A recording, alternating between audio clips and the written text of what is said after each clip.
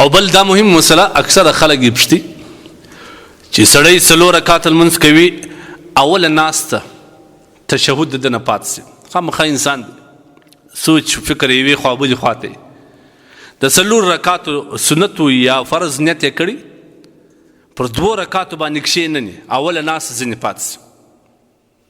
نو بعض په دې کې شکمن چې زموږ لمونځ نه صحیح د سهار لمونځ کوي بعض څنګه یې د دې مسالې به وضاحت وکړو اصلا اوله ناسته په لمانځه کې واجب ده سړی به کښېني که چیرې د سړي نه اوله ناسته پاته سوه دی پر ولاړېدو باندې و ورپه یاد سوه مطلب ولاړ سوی نه و یا د رکوع په شان باندې ولاړېدو ته نږدې و یا د هغه سره وشورېدي مطلب دا چې ولاړ سوی نه وي بلکل سیده نیغ درېدلی نه وي هغه ساعته بیرته دې کښېني خپل اتحیات دې وایي او لمونځ دې پوره کړي سجده سهو هم نشته که چیرې داسې و چې دی ولاړ سو ودرېدی ورپه یاد سو بیا دې کښېني نه دا نور دوه رکاته دې وکړي اخره ناسته دې وکړي په اخره ناسته کې دې اتحیات چې در تشهد پر ویل بیا دې سجده سهو وکړي لمونځ صحیح دی مطلب که پاته سول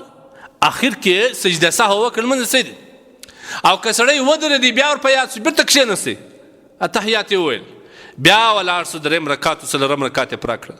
هم د ده لپاره حکم دا دی چې دی به سجده سهو کوي که پوره درېدلی نه و یا لږ ښورېدلی و یا نیمی ولاړ سوی و یا ولاړې ته نږدې و په دا درې سره صورتو کې به کښېني اتحیات به وایي در تشهد پورې